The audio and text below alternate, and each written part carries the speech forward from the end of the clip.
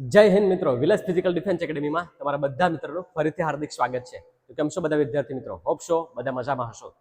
And તમને આના પહેલા મેં માહિતી તો આપી જ હતી અગ્નિવીરના વિદ્યાર્થીઓ માટે, બરાબર? તો એના માટે તો ખુશીના સમાચાર છે કે આ દિવાળીનું નવું વર્ષ એમના માટે બહુ ખુશી લાવ્યું છે કે એડિશનલ લિસ્ટ આવી ગયું છે અને મેં બંને યારોનું લિસ્ટ આવી ગયું હતું, બરાબર? પણ એ પછી પણ હજુ પણ વિદ્યાર્થીઓ મૂંઝવણમાં છે.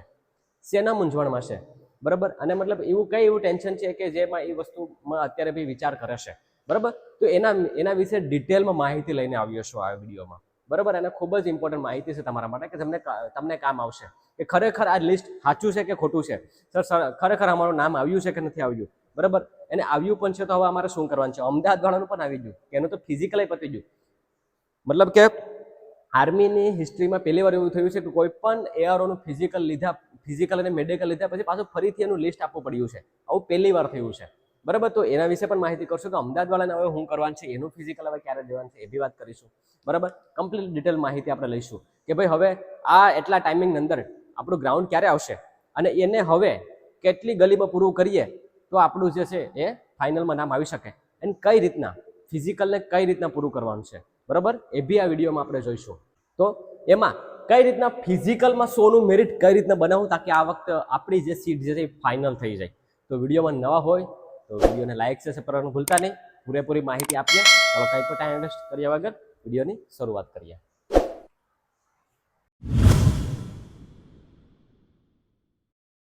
તો સૌપ્રથમ વાત કર્યું કે જે એડિશનલ લિસ્ટ આવ્યું ને ભાઈ, બરાબર? એડિશનલ મેરિટ લિસ્ટ આવ્યું છે, આ સાચું છે કે ખોટું?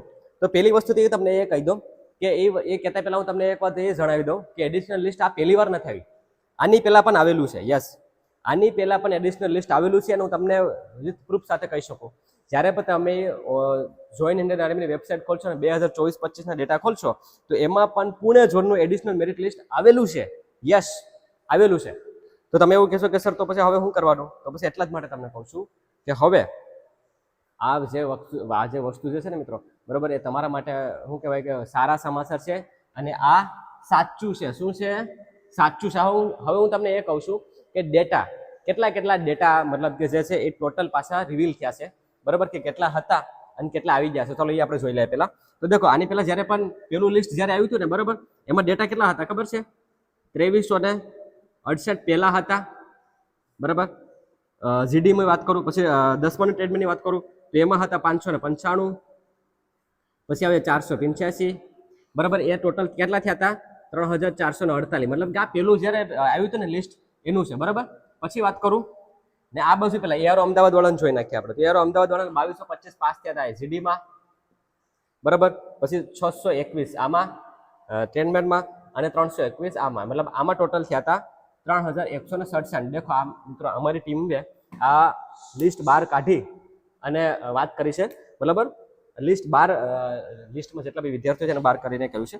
તો હવે વાત કરું કે એડ કેટલા થયા? તો એડ થયા છે 2212, બરાબર? જીડીમાં 236, ટ્રેડમેનમાં 197 આમાં, એન્ડ ટોટલ કેટલા પાસ થયા? 2645, બરાબર? એટલે આ બંને ટોટલ આપણે કરીશું આગળ, બરાબર? પછી 2549 જીડીમાં, 230 10મા ટ્રેડમેન્ટમાં, 127 8મા ટ્રેડમેન્ટમાં અને એ બી થયા છે 2906 જેટલા. બંનેનું ટોટલ કરીએ ને આપણે, બરાબર? ટોટલ એઆરઓ જામનગરમાં પાસ થયા છે 6093, બરાબર? અને આમાં પાસ થયા છે 6073. હોપસો કે આ તમને દેખાતું હશે. હોપસો કે હવે તમને દેખાતું હશે. બંનેનો થઈને 6093 આ જામનગર અને 6073 અમદાવાદ. તો હવે આ merit list, additional merit list પહેલી વાર ના થયું. આની પહેલા પણ ગયા વર્ષે પણ આવ્યું હતું, પણ ત્યારે એટલા બધું નથી આવ્યું, થોડુંક જ આવ્યું હતું. થોડાક વિદ્યાર્થીઓનું મેરિટ લિસ્ટ આવ્યું હતું. તો કહેવાનો મતલબ એમ છે કે યસ, આ સાચું છે મિત્રો, આ સાચું છે. તમે વિશ્વાસ રાખજો, બરાબર? આ સાચું છે. તમે ભૂલ નહીં કરતા, એને ખોટું માની અને તમારે મતલબ ન કરવું હોય તૈયારી શરૂ કરવાની, તો પછી તમે ભૂલી જજો, બરાબર? કે પછી તમને કદાચ જાણ કરવા મળશે. કેમ કે અત્યારે જે એઆરઓ એવું નથી કે અગર જો માની લો કે ગલત હોત ને તો કંઈ પણ આ દિવાળી પછી પણ કંઈ પણ આ જે 2 દિવસ વર્કિંગ દિવસ છે એમાં કંઈ પણ અપડેટ આવી જાય તરત જ જોઈન ઇન્ડિયન આર્મીની વેબસાઇટમાં તરત જ એનું રિએક્શન, મતલબ કે કંઈક પર રિએક્શન આપીને તરત જ એ ચોખવટ કરી નાખે કે યસ આ ખોટું છે. પણ એવું કંઈ થયું નથી, 2 દિવસ ઉપર થઈ ગયું. એટલે આપણે આને સાચું જ માનીએ, બીજી વસ્તુ કે અમદાવાદ વાળાનું સર શું કરવાનું? અમદાવાદ વાળાનું સર શું કરવાનું? અમારે તો ફિઝિકલી પતી ગયું, મેડિકલી પતી ગયું, હવે શું કરવાનું? કે જે બી લિસ્ટ એક્સ્ટ્રા આવ્યું છે, જે આ આવ્યું છે બરાબર ને, 2549, 230 અને 127 એટલું, પણ આ જેટલા બી પાસ થયા છે 2906, તો હવે એનું ફિઝિકલ શું? એનું ક્યારે આવશે મેડિકલ? તો એમનું પણ જે એડિશનલ મેરિટ લિસ્ટ જે પૂર્ણ ઝોનનું આવ્યું છે, તો તમારે પણ તૈયારી રાખવાની છે. ટૂંક સમયમાં મતલબ તમારું ફિઝિકલ પાછું અને મેડિકલ કન્ડક્ટ કરી શકે. હવે ક્યાં કરશે, ક્યારે કરશે, એ બધું ટેન્ટેટિવ શેડ્યુલમાં આવશે. એટલે એનો આપણે વેઇટ કરવાનું રહેશે. જેવું આવશે ને તો સૌ પ્રથમ હું માહિતી આપી દઈશ. ટેલિગ્રામને આપણે ટેલિગ્રામ ચેનલ જે છે ને એમાં માહિતી તરત જ આપી દઈશ અને વિડીયોના થ્રુ પણ આપી દઈશ. તો ત્યાં જોઈન કરી લેશો. કહેવાનો મતલબ એમ છે કે તમારે બી તૈયારી કરવાની છે. જેટલાનું પણ નામ, હવે નામ સર કઈ રીતે ચેક કરશો? કે જે મેં પીડીએફ આપણી ટેલિગ્રામમાં નાખી છે ને એમાં રોલ નંબર તમારો કોપી પેસ્ટ કરી અને ચેક કરી લો. અને ઘણા વિદ્યાર્થીઓને એવો સવાલ છે કે સર મારું જીડીમાં નામ છે પણ ટ્રેડમેનમાં નથી. મેં ફોર્મ ભર્યું ટ્રેડમેનમાં પણ જીડીમાં છે. ભાઈ તો એ જીડી વાળું લિસ્ટ જોવાનું છે તમારે. તો એમાં તમારે જોવાનું છે કે જીડી લખેલું હશે. તમારે ટ્રેડમેનમાં લિસ્ટમાં જોવાનું છે. અગર જો ટ્રેડમેનમાં નથી તો તમારું નામ નથી. અને જો માની લો કે તમારું જીડીમાં તમે ભર્યું હતું, જો જીડીમાં તમારું નામ નથી તો નથી. ભલે પછી ટ્રેડમેનમાં એ હોય, એ તમારું નથી, એ બીજા કોકનો બીજો સેમ નંબર વાળું હોઈ શકે. તો આ વસ્તુ એ ક્લિયર કરી નાખજો. પછી વાત કરું કે ફિઝિકલની તારીખ આવી ગઈ ભાઈ. ફિઝિકલની પણ તારીખ આવી ગઈ. તમે એવું કહેશો કે ફિઝિકલની તારીખ આવી ગઈ છે? કેવું ફિઝિકલ મતલબ કે આવી ગઈ છે? તો ફિઝિકલની તારીખ આવી ગઈ છે એઆરઓ જામનગર વાળાની. એઆરઓ જામનગર વાળાની ફિઝિકલ તારીખ આવી ગઈ છે અને એ છે 15 જાન્યુઆરી 2026. યસ, બરાબર. રેસ કોર્સ રાજકોટમાં ફિઝિકલ છે ભાઈ, સિન્થેટિક ટ્રેક ઉપર. ખબર તો છે કે નહીં? એ સૌરાષ્ટ્ર વાળા ક્યાંક સૂતા નહીં રહેતા હો. તમને જગાડવાનું કામ તો હું કરું જ છું, પણ તમને જગાડવાનું અને ભગાડવાનું આ બે કામ મારું છે. આપણી એકેડેમીનું કામ જ આવું છે. મારું એ દાયિત્વ છે કે તમને જગાડું અને ભગાડું એટલે કે ટ્રેનિંગ આપું. બરાબર? તો ટ્રેનિંગ આપું જ છું એટલા વર્ષોથી, ને માહિતી પણ દઉં છું. તો હજુ કહું છું, ધ્યાન રાખજો. તારીખ આવી ગઈ છે, તૈયારીમાં લાગી જાઓ. હજુ બી સમય છે, તૈયારીમાં લાગી જાઓ. પછી કહેતા નહીં કે ભાઈ સર અમે તમને તો કંઈ સૂતા અમને જગાડ્યા નહીં. બરાબર? પણ મારી ત્યાં જે છે અત્યારે એનું ભગાડું છું ભાઈ. અત્યારેથી બધી 5.5માં મારા છે, એક્સેલન્ટ માર્ક છે 100%. આપણે જે રણજીત આવ્યો હતો એ, બરાબર, પછી ગૌતમ, એ બધે અત્યારે 5.5, 6 ની અંદર આવી ગયા છે. અને આપણે ટફ ગ્રાઉન્ડની અંદર તમે તૈયારી કરજો ભાઈ. ઓનલાઈન પર તૈયારી શરૂ કરી દેજો. હું આ નંબર ઉપર તમને ડાયટ પ્લાન વર્કઆઉટ પ્લાનિંગ આપી દઈશ. પણ તૈયારી શરૂ કરી દેજો. અને એ સાચું છે. રેસકોર્સ રાજકોટમાં આપણું ફિઝિકલ લેવાનું છે, સિંધવા સ્ટેડિયમ ગ્રાઉન્ડમાં. બરાબર? હવે વાત કરું ફાઇનલ કટ ઓફ. આટલું જ હશે. હવે દેખો, તો આની પહેલાનું જે ફાઇનલ કટ ઓફ હતું ને, બરાબર, હવે હું આ કાઢી નાખું છું. બરાબર? તો આની પહેલાનું જે ફાઇનલ કટ ઓફ હતું ને, બરાબર, એ ફાઇનલ કટ ઓફ જે હતું ને મિત્રો, એ થોડુંક મતલબ એમ સમજી લ્યો કે વધારે પણ નહોતું ગયું અને એટલું ઓછું પણ નહોતું ગયું. આપણે ગઈ ભરતીમાં જે નિર્મલ પાસ થયો, બરાબર, તમને ખબર જ છે કે ત્યારે સૌરાષ્ટ્ર વાળાનું ભાવનગરમાં ફિઝિકલ હતું. બરાબર? તો ગઈ વખતે જોતું ને 155 ની આજુબાજુ જોતું. 100 ને એમ કેમ વેકેન્સી વધારે હતી. આ વખતે પણ વેકેન્સી વધારે છે. યસ, જગ્યામાં વધારો થયો છે. જગ્યામાં ધરખમ વધારો થયો છે પુણે ઝોન વાળાનો. બરાબર? પુણે ઝોન વાળાનો ધરખમ જગ્યા વધારો થયો છે. એને સમજી લો તમે કે 700+ તો હશે જ. હું ખાલી ઓનલી જીડી ની વાત કરું છું. 700+ તો હશે જ. એટલે આ વખતે પણ આ વખતે સીન એવો છે કે 4 ગલી પડી છે. 4 ગલી પડી. હવે 4 ગલીમાં થશે શું ખબર છે? એક તો ગ્રુપ 1, ગ્રુપ 2, ગ્રુપ 3 અને ગ્રુપ 4. બરાબર? એટલે જેને પણ 40 ઉપર ક્વેશ્ચન, હવે આમાં થશે કેવું કે જે ગ્રુપ 1, ગ્રુપ 2 વાળા હતા ને, કેમ કે જે મેં જેને ટ્રેન કર્યા હતા ને, એવા 7 થી 8 છોકરા એવા હતા કે જે કાયદેસરનું 5.5માં મારતા હતા, 5.5, પોણા 6 ની અંદર, અને એનું લિસ્ટમાં નામ નહોતું આવ્યું. તો એમાંથી ઘણા વિદ્યાર્થીઓની એન્ટ્રી થઈ ભાઈ. આમાં તમે વિચાર કરો, હું ખુદ નિરાશ થયો હતો કેમ કે એટલું રનિંગ મેં કરાવ્યું હતું એને, અને પછી છેલ્લે લિસ્ટમાં નીકળી ગયા.